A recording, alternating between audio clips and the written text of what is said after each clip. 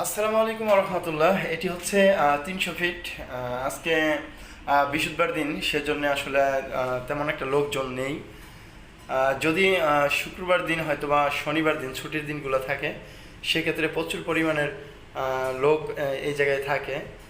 অনেকেই আসে। তো বিশেষ করে আসলে রাত্রে যারা বাইক লাভার আছে, যারা বাইক চালায়, অনেক বাইক পছন্দ করে, যারা অনেক স্পিডে গাড়ি চালাতে চায়, তারা কিন্তু আসলে রাত্রেবেলা এই রাস্তাটি ইউজ করে।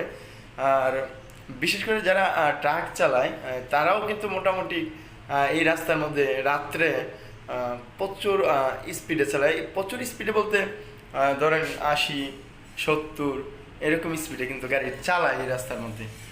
তো আসলে মূলত হচ্ছে যে এই রাস্তার মধ্যে যখন আপনি গাড়ি চালাবেন, সেক্ষেত্রে কিন্তু গাড়ির কতটুকু নিয়ম মানে স্পিড উঠছে আপনি কিন্তু বুঝতে পারবেন না। কেন? মানে রাস্তাটা এতই ফ্রেশ যে আপনি কোন দিক দিয়ে গাড়ির স্পিড উঠতেছে আপনি বুঝতে পারবেন না। যেমন আমার বিষয়ে আমি বলি, আমরা কিন্তু সচরাচর বেশিরভাগ গাড়ি চালাই 45, সর্বোচ্চ গতিসীমা 45 আর সর্বোচ্চ হচ্ছে 50। আমরা একটা নিয়ন্ত্রণের ভিতরে, যেহেতু কোম্পানির গাড়ি চালাই, নিয়ন্ত্রণের ভিতরেই গাড়ি চালাই, যেন গাড়িরও কোনো ক্ষয়ক্ষতি না হয়, যেন মানুষেরও কোনো ক্ষয়ক্ষতি না হয়, যেন আমাদেরও কোনো ক্ষয়ক্ষতি না হয়, খুব ভালো যেন গাড়ি চালাতে পারি, সেজন্য আর কি স্পিডটা আমরা একটু নিয়ন্ত্রণে কিন্তু গাড়ি চালাই। তো সেই জন্য আর কি রাত্রে করে যখন মানে এই রাস্তায় চালানো হয় বা দিনের বেলা, রাস্তার স্পিডটা অটোমেটিকই উঠে। মানে আপনি বোঝার উপায় নেই যে গাড়ির অ্যাক্সেলেটার বাড়তেছে, ঠিক আছে, কারণ রাস্তা একদম ফ্রেশ।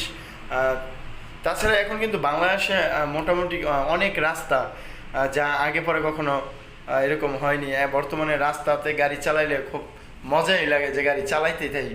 আর একটা সময় যখন ছিল আপনি 200 কিলো রাস্তা যখন গাড়ি চালাইতাম বা 100 কিলো গাড়ি চালাইতাম, মনে হইতো 500 কিলো গাড়ি চালাইছি। আর এখন 500 কিলো গাড়ি চালাইলে মনে হয় 100 কিলো গাড়ি চালাইছি। তো পরিবেশ কিন্তু বর্তমানে যত দিন যাচ্ছে, আমাদের বাংলাদেশের যে রাস্তার উন্নয়ন, সেই জিনিসটা কিন্তু ভালোই হচ্ছে, খুবই ভালো লাগে। আমার সামনে একটা পিকআপ, সে মালবাহী ছোট্ট একটা পিকআপ। তো এই রাস্তার মধ্যে আসলে যারা নতুন বাইক চালক আছেন, নতুন ড্রাইভিং করতে চান, যেহেতু এটার মধ্যে 3 লাইন 6 লাইন, সেক্ষেত্রে একটা লাইন ইউজ করে কিন্তু আপনি মোটামুটি একটা গাড়ি চালানো শিখতে পারেন হাইওয়ে রাস্তার মধ্যে।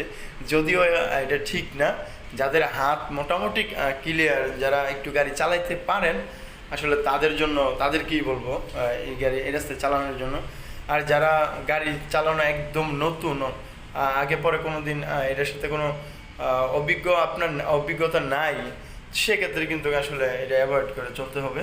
যদি বেশি ঝুঁকি নিতে চান, তাহলে কিন্তু আসলে দুর্ঘটনার সম্মুখীন হবেন।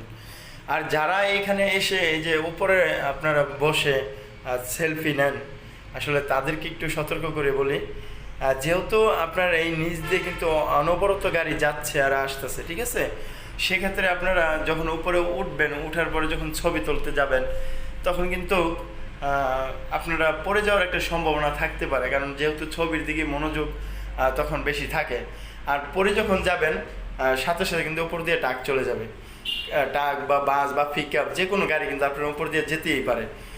আর সে ওই যে কিছুদিন আগে যে একটা দুর্ঘটনা করছে, তার হয়তো ভাগ্য ভালো ছিল, এমন একটা টাইমে পড়ছে, সেই টাইমে কোনো গাড়ি ছিল না।